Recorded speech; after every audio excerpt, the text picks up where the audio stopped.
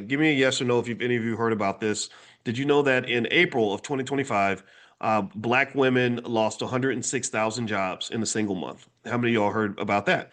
That black women actually lost more jobs than anybody else in America. However, the black male unemployment rate, I think, is still higher than the black female unemployment rate because black men are the last hired, first fired.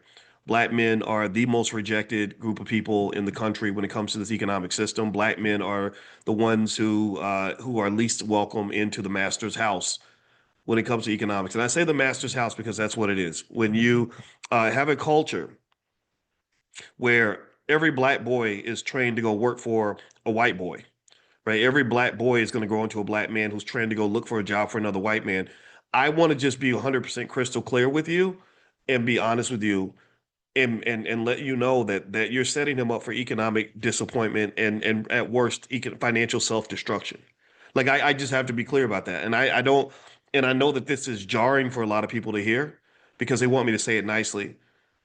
But I can't say it nicely and I shouldn't say it nicely because the world is not going to say it nicely when they reject your son from opportunities that he deserves, where they don't let your son have the chances to be successful that he actually earned, maybe because he went to college. He got the master's degree at Duke, or he's a hardworking guy, or he stayed out of jail. He takes care of his kids. He did everything right.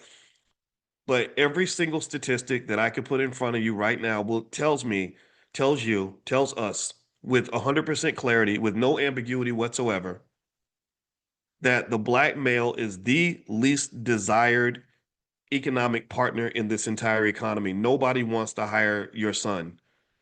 And I don't want to say it like that. That sounds really mean and damning because your son probably could get a job somewhere, but all the stats show that he'll be the last hired, that he'll be the first fired, and that he'll be the one that will never truly get the opportunities that he deserves. So this is, and this does not just go for black teenagers. This does not just go for young men. This does not just apply for they call them YNs. I hate that term. You ain't a YN. You should be a YK, young king, young leader, young scholar, young thinker, young builder, young genius. Why the hell you want to be a YN? I don't know why in the hell they already calling you a YN. Why are you calling yourself one? That don't make no sense. YN, in case you don't know what it means, you can figure it out. The N word. So here's the deal. This does not just apply to people in a certain demographic. This doesn't just apply to poor people, uneducated people, short, tall, old, old, young. No, this is everybody.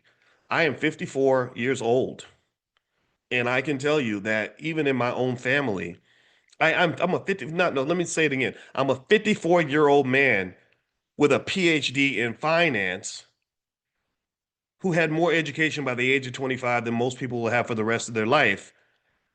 And I live in a household where my wife works for a university